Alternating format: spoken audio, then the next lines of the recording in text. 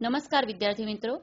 આજે આપણે ધોરણ 6 વિષય ગુજરાતી સુગંધ ગુજરાતી પુસ્તકનું કાવ્ય નંબર 7 જળ છાંડી જાને બાળા આ કાવ્યનો અભ્યાસ કરવાના છે. તો અહીંયા પ્રસ્તુત કવિતામાં શ્રી કૃષ્ણ ભગવાન પોતાના બાળ સખાઓ સાથે ઘેડી દડાનો રમત રમતા હતા. શ્રી કૃષ્ણએ દડાને ફટકાર્યો અને દડો યમુના નદીમાં ગયો. ત્યાં એક કાળી નાગ રહેતો હતો. સૌએ નદીમાં જવાની ના પાડી, છતાં શ્રી કૃષ્ણ નદીમાં ગયા. નાગણો કાનુડાને સમજાવે છે, પણ કાનુડો ન માન્યો અને અંતે શ્રી કૃષ્ણએ કાળી નાગ સાથે યુદ્ધ કરીને તેને હરાવ્યો. ભગવાન શ્રી કૃષ્ણની નિડરતાનું કાવ્યાત્મક ચિત્રણ અહીંયા રજૂ કરવામાં આવ્યું છે. તો ચાલો સૌ પ્રથમ આપણે કાવ્યનો રાગ જોઈશું. જડ કમળ છાંડી જાને બાળા, સ્વામી અમારો જાગશે. જાગશે તને મારશે મને, બાળ હત્યા લાગશે. હે જડ કમળ છાંડી જાને બાળા. કહે રે બાળક તું માર્ગ ભૂલ્યો, કે તારા વેરીએ વડાવ્યો. નિશ્ચય તારો કાળ ખૂટ્યો, અહીંયા તે સિદ્ધ આવ્યો. હે જડ કમળ છાંડી જાને બાળા. નથી નાગન હું માર્ગ ભૂલ્યો, નથી મારા વેરીએ વડાવ્યો.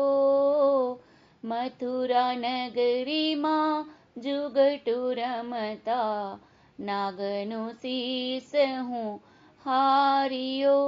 હે જડ કમળ છાંડી જાને બાળા. રંગે રૂડો રૂપે પૂરો, દિસંતો કોડીલો કોડામનો. તારી માતાએ કેટલા જન્મ્યા, તેમાં તું અડખામનો. એ જડ કમળ છાંડી જાને બાળા. મારી માતાએ બેઉ જન્મ્યા, તેમાં હું નટવર નાનડો. જગાડ તારા નાગને મારું, નામ કૃષ્ણ કાનુડો. એ જડ કમળ છાંડી જાને બાળા. લાખ સવાનો મારો હાર આપું, આપું તુજને દોરિયો. એટલું મારા નાગથી છાણું, આપું તુજને ચોરિયો. એ જડ કમળ છાંડી જાને બાળા. શું કરું નાગન હાર તારો, શું કરું તારી દોરિયો. સાને કાજે નાગણ તારે, કરવી ઘરમાં ચોરીઓ. એ જડ કમળ છાંડી જાને બાળા. ચરણ ચાંપી મૂછ મરડી, નાગણે નાગ જગાડ્યો. ઉઠો ને બળવંત બારને, કોઈ બાળક છે આવ્યો. એ જડ કમળ છાંડી જાને બાળા. બેઉ બળિયા બાથે વળગ્યા, કૃષ્ણે કાળી નાગ નાથિયો. સહસ્ત્ર ફેણ ફૂંકવે જેમ, ગગન ગાજે હાથીઓ. એ જડ કમળ છાંડી જાને બાળા.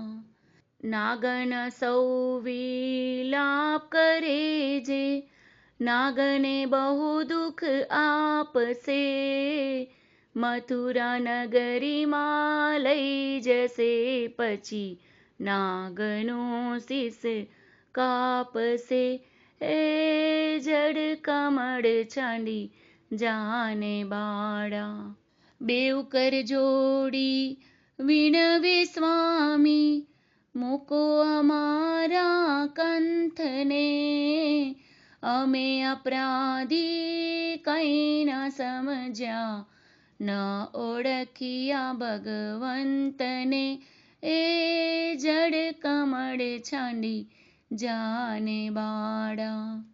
થાળ ભરીને સગમો તીડે શ્રી કૃષ્ણને રે વધાવ્યો, નરસૈયાના નાથ પાસેથી નાગણે નાગ છોડાવ્યો. એ જડ કમળ છાંડી જાને બાળા. તો વિદ્યાર્થી મિત્રો, હવે આપણે કાવ્યને વાંચન દ્વારા સમજીએ. જડ કમળ છાંડી જાને બાળા, સ્વામી અમારો જાગશે, જાગશે તને મારશે, મને બાળ હત્યા લાગશે. અહીંયા જે નાગણ છે તે શ્રી કૃષ્ણને કહે છે, તું આ જળકમળ છોડીને જતો રહે, એટલે કે નદીમાંથી તું જતો રહે. જો અમારા સ્વામી જાગી જશે અને તને મારશે તો અમને બાળ હત્યાનું પાપ લાગશે. કહે રે બાળક તું માર્ગ ભૂલ્યો, કે તારા વેડીએ વડાવ્યો, નિશ્ચય તારો કાળ ખૂટ્યો, અહીંયા તે સીધા આવ્યો. તો અહીંયા નાગણ શું કહે છે કે હે બાળક, તું કે શું તું માર્ગ ભૂલી ગયો છે, કે તારા કોઈ વેરી એટલે દુશ્મન, વડાવ્યો એટલે મોકલ્યો, કે તારા દુશ્મને તને મોકલ્યો છે. નિશ્ચય તારો કાળ ખૂટ્યો, કે નક્કી તારો મરવાનો સમય આવી ગયો છે. અહીંયા તે સીધ આવ્યો. સીધ એટલે શા માટે? અહીંયા તું શા માટે આવ્યો?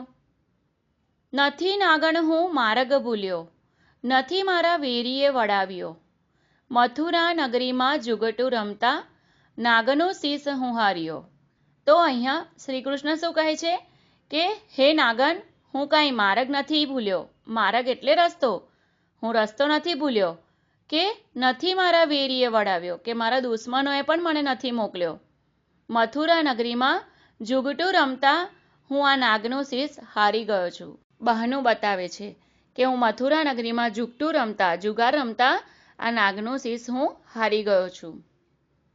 રંગે રૂડો રૂપે પૂરો, દિસંતો કોડીલો કોડામનો, તારી માતાએ કેટલા જન્મ્યા, તેમાં તું અડખામનો. તો અહીંયા રંગે રૂડો એટલે સુંદર, કે રંગથી તું એકદમ સુંદર છે અને રૂપથી પણ સુંદર દેખાય છે. દિસંતો એટલે દેખાતો, કે રૂપથી પણ તું સુંદર દેખાય છે. આટલો સરસ બાળક, અને આમાંય તારી માતાએ કેટલા બાળકને જન્મ આપ્યો છે, તેમાં તું અડખામનો એટલે ના ગમતો, કે તરછોડાયેલો. બરાબર?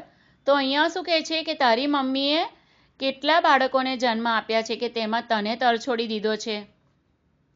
મારી માતાએ બેઉ જન્મ્યા, તેમાં હું નટવર નાનડો, જગાડ તારા નાગને મારું નામ કૃષ્ણ કાનુડો.